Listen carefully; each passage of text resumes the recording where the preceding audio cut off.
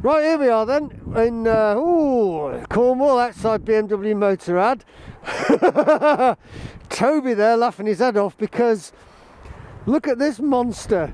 The R18, we've been given permission to take it out and give it a little ride. So it's RiderCamTV's first ride. My bum look big in it. So yeah, we did a review on it in the showroom. We weren't allowed to ride it. It was actually before it came out. So very excited to be taking out for a little ride. He's laughing there because he got me put on the insurance. I've got to be honest, I'm not sure about these kinds of bikes. I wouldn't buy one, but it does look beautiful. I did say that when we reviewed it. It's a thing of beauty, I think. The engine is just phenomenal. Look at the size of it, for goodness sake. There are a few comments about the shaft, the fact that it's an open shaft and that it spins, but I find that a bit weird, you know. I'm looking at bikes with chains on it. That's no different, I don't think, but we'll see what it's like, aren't we? Anyway, going to start it up. Toby's laughing. Switch the button on. Pull the clutch in.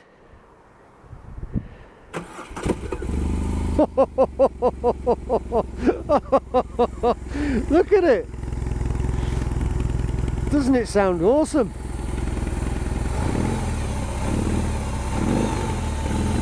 It's got that typical boxer wiggle when you twist the accelerator and it fucking shakes to one side and that, so really nice. I'll just show you the indicators before we go, because they are retro indicators. They're misty in the middle like the original ones were. Look at it, it's just shaking while I'm looking at it there, look. Maybe it's as scared as I am. Right, gonna get on it and have a ride.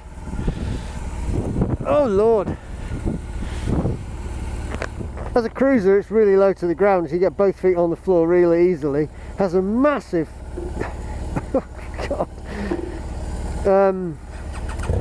side stand.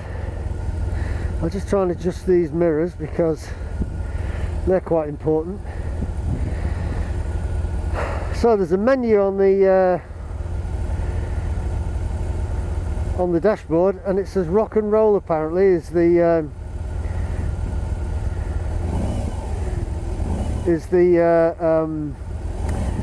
rider modes in it, and you'll see there, if I can just see that's the actual rev counter. Rattles away. When you twist the throttle, you can see the bike actually pulls over. It's quite weird. Okay, so one of the problems I noticed when we were sat in the showroom was the fact that finding the gear lever was quite difficult in your boot, but we'll get on anyway. We'll have a look. I've got to be honest, I don't like these kinds of bikes, but this is making me smile. And I don't like them, not because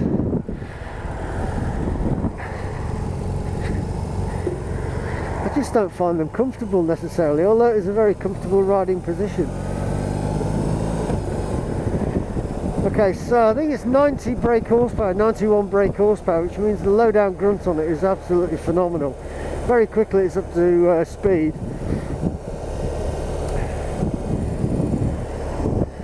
And it is actually quite a nice riding position on it. Your knees are up a little bit. Nice wide handlebars.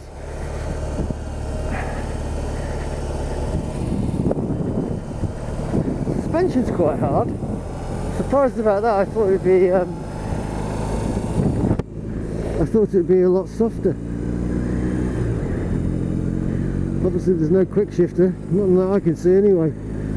But here we go, 40 miles an hour in second, but it doesn't seem to be doing any struggling at all. Third, all the vibration has gone from it. It was a bit vibey in second there. Okay, so the seat is very hard, it's actually quite comfortable. You feel like it's cupping you if you want, which is quite reassuring. I have to be sat a little bit further back on this because the to try and get my feet under the gear lever. Does it want to pull? You bet it does.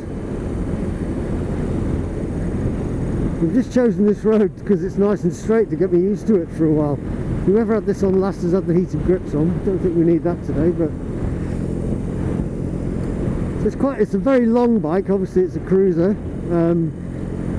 as you would imagine. And actually when you pick it up, it is, you know, it's a monstrously heavy thing. It's like 360 kilos or something. I mean, it's hugely heavy, but surprisingly nimble when you're bimbling around on it. Very light actually. So at 40 miles an hour in third gear, it's doing 2,600 miles an hour. I don't know what it sounds like because you know, typically these bikes just sound big and thumpy. If you think of a Harley Davidson when it goes past in third gear, it's trying to blow your eardrums out. I think this is a little bit more refined than that, but that's obviously the same market it's aimed at. It's very reassuring to have these massive big pots in front of you. They're huge big things. They're going to keep your feet warm in the winter, that's for sure. So the riding position is quite nice. Unfortunately, because I'm sat quite a long way back, I feel like I've got to stretch forward a little. My arms are very straight and not quite so relaxed as I would expect them to be. If I move a little bit further forward, it feels a little bit out of position for me. But you know, I didn't want to like the bike when I got on it. I was thinking, oh, you know, because I really don't like these kinds of bikes. I'm pressing something there, but I don't know what it is. I think I was pressing part of the engine to try and change gear.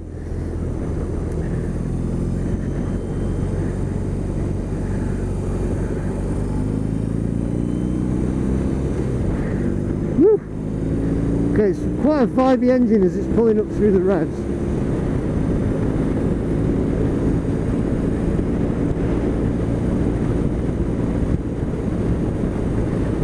But the vibe isn't transferred to your hands necessarily, it's going straight through the engine. You can feel it in your feet. I mean, I suppose it's because it's a huge big machine. I'm just looking down at the engine there. On the left hand side there's a piece of straw or something stuck in one of the cooling fins of the engine itself. So initial worries about getting your feet under the gear lever were a bit unfounded, I think, there.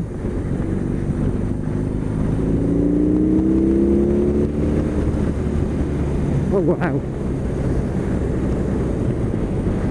there's a lot of low down talking. I mean, straight away with 60 miles an hour there in second gear, and it just pulls and pulls and pulls. You feel like he wants to go on and on and on, but it's a different kind of pull. If you imagine like a sports bike pull is just like trying to rip your face off, isn't it? This is like more of a I know what I'm doing kind of pull, and I'm going to pull your legs off slowly.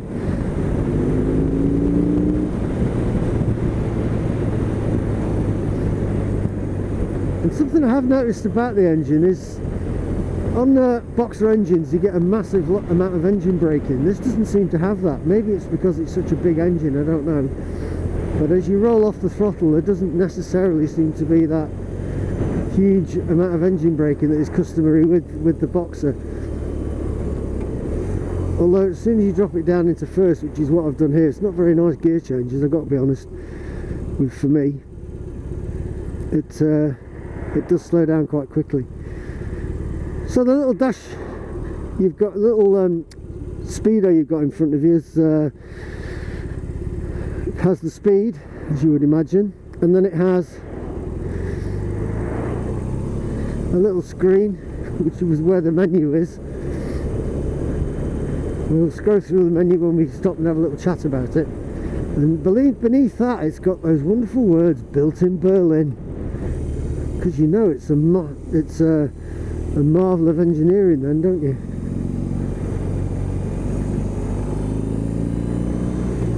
Oh, I got away from Toby there, he won't be happy with that.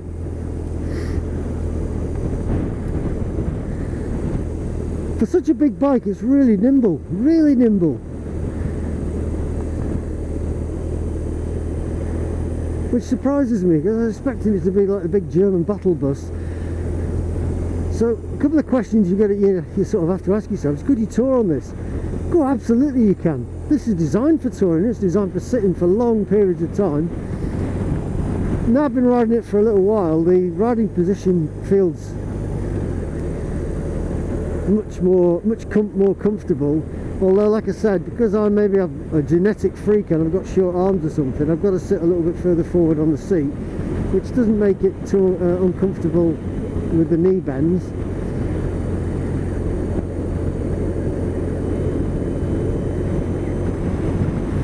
And the mirrors are, I suppose they're just chrome versions of the original BMW round mirrors, so they're actually very good. I've got none on my shoulder hardly in the mirror, which is really quite nice. So when you're accelerating first to second, there is a noticeable vibration that actually rattles the mirrors there.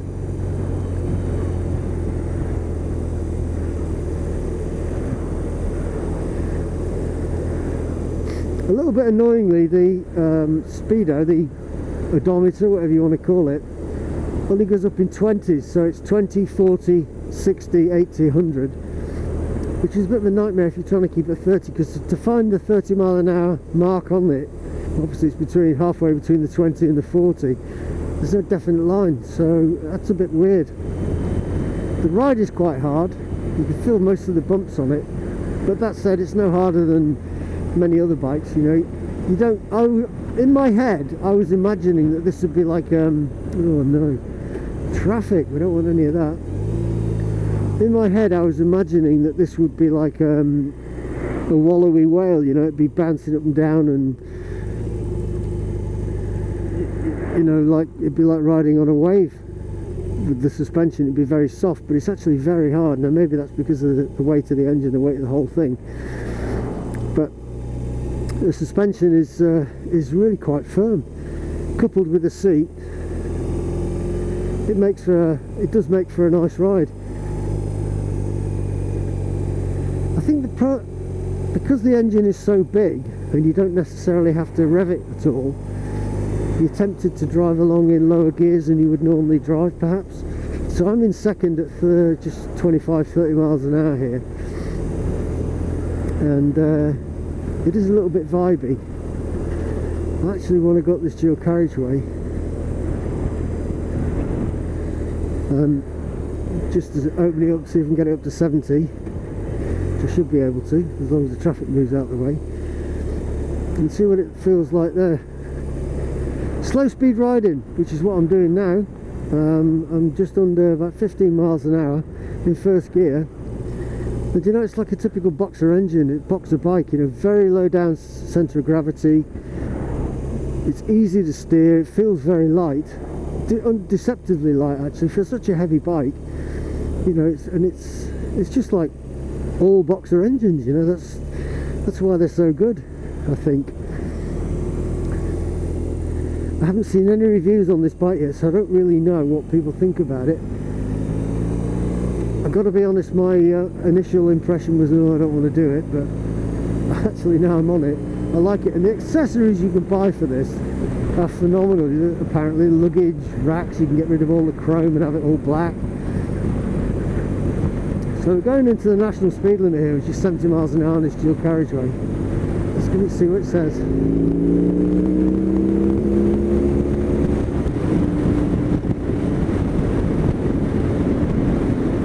Okay, so 70 miles an hour in 6th gear is 2,500 RPM. 70 miles an hour in 6th gear on my bike is 4,000 RPM, so that's the level of how much torque there is in the engine. It's absolutely phenomenal. It got up there really quite quickly. The suspension, like I said, is hard, and on this ground, this kind of road, it's actually, you can hear the juddering in my voice. So it is a bit solid. Maybe there's a suspension option we haven't looked at. I haven't seen anything. Maybe the rock and roll might be different.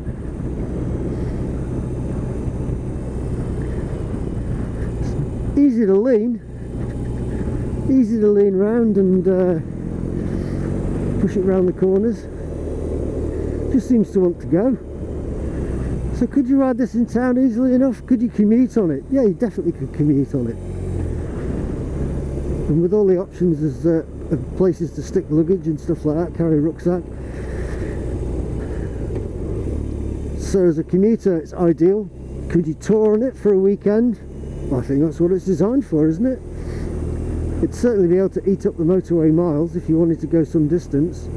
Could you take it round nice country lanes down here in Cornwall, give it a bit of a flick around? I think you can. And could you do longer tours on it? Well, of course you can. You can tour on any bike. What is the only restricting factor is how much gear you can take and what kind of roads you're on. Would it be any good off-road? Probably not. It's very low to the ground.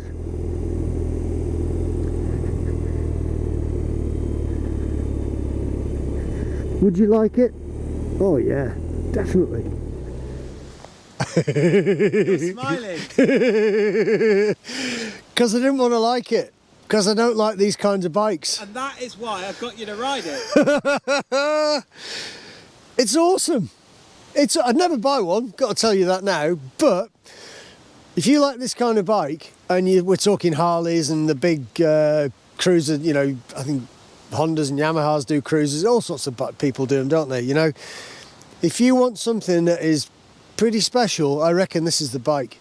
And I reckon you'll get some Harley guys, they might be purists, but they might come and go, oh, actually, you know, this is a bit better, because it's smooth.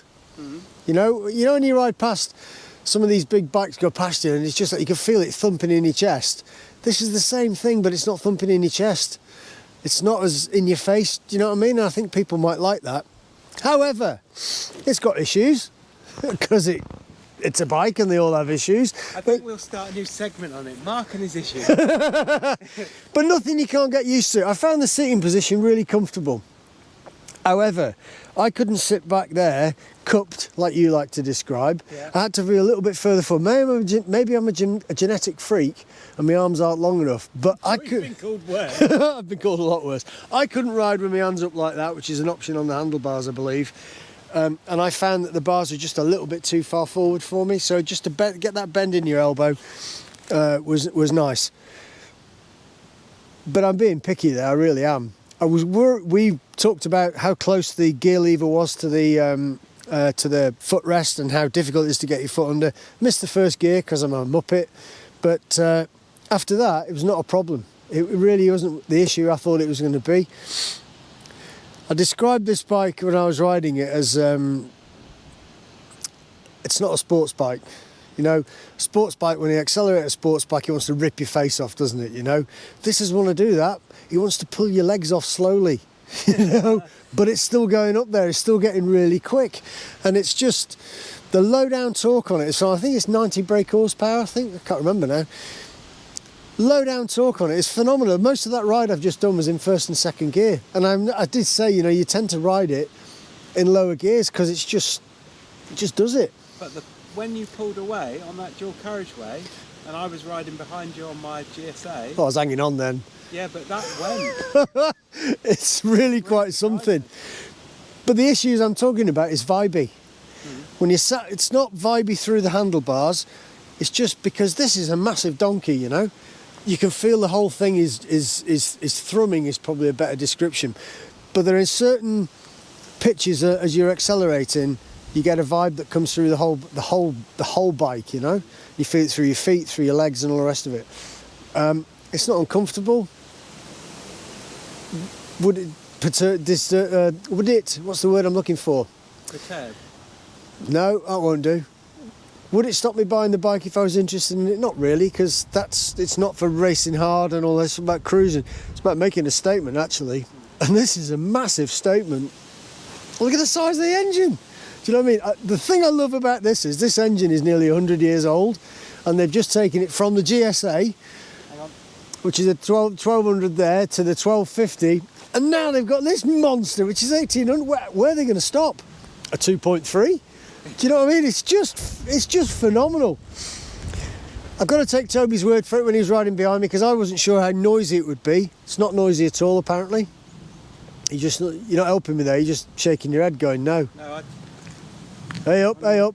Socially distanced selfie. Yeah. Oh yeah. Well, when I was riding behind, I didn't have my music on, and you can hear like a burble of your bike, but it's not offensive.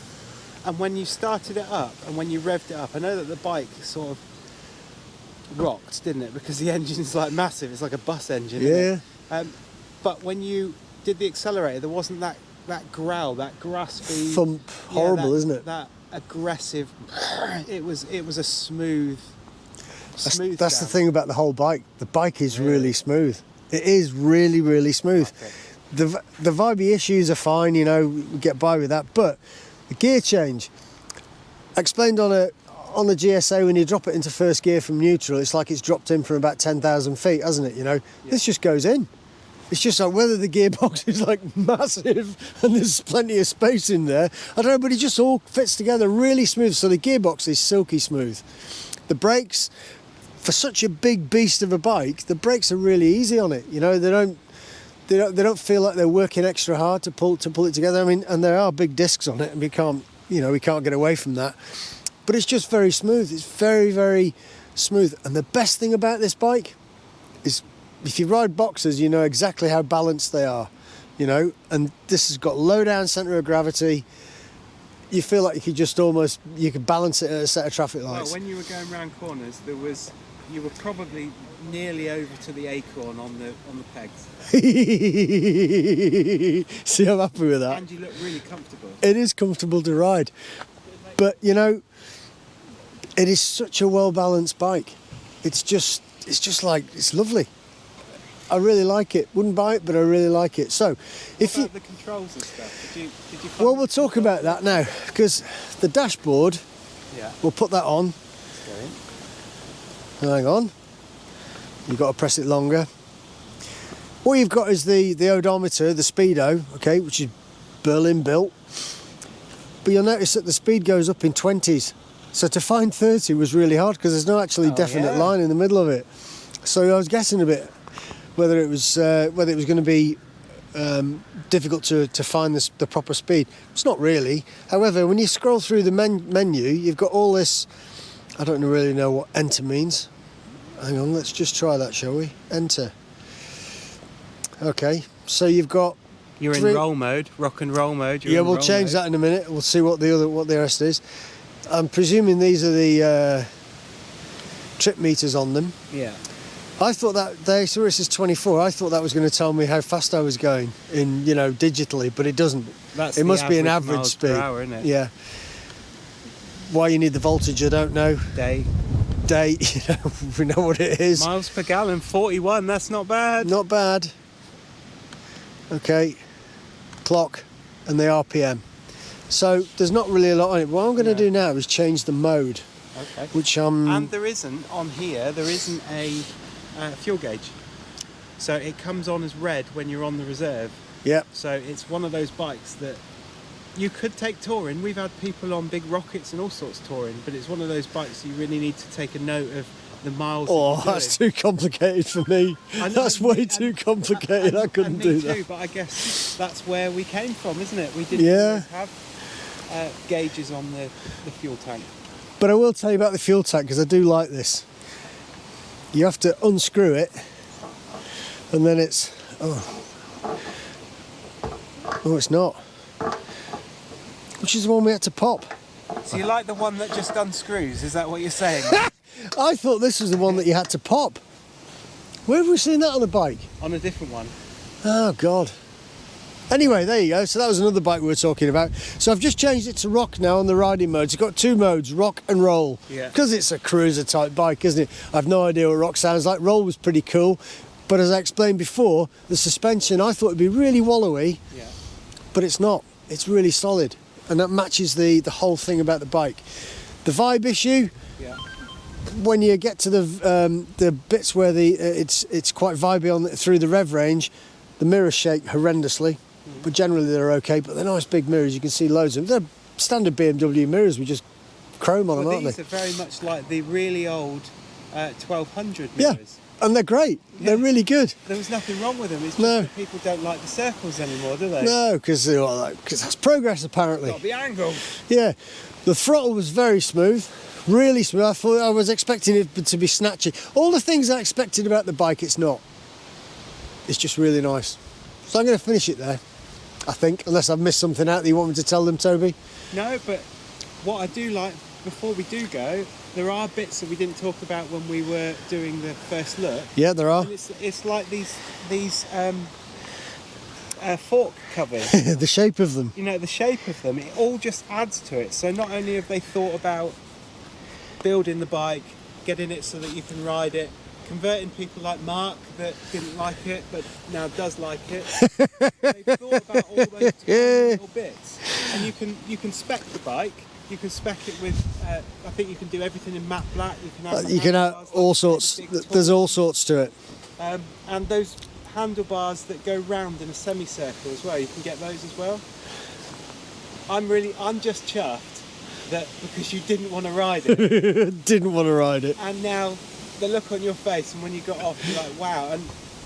And I guess that sums up motorbikes, doesn't it? In a really good way, because just because you don't like the look of it doesn't mean that it's not the bike for you. Absolutely. So if you're going to go and have a look at a bike, go with an open mind. There is a bike for everyone. Go with an open mind. One thing I will say, there are lots of naysayers you say, oh, yeah.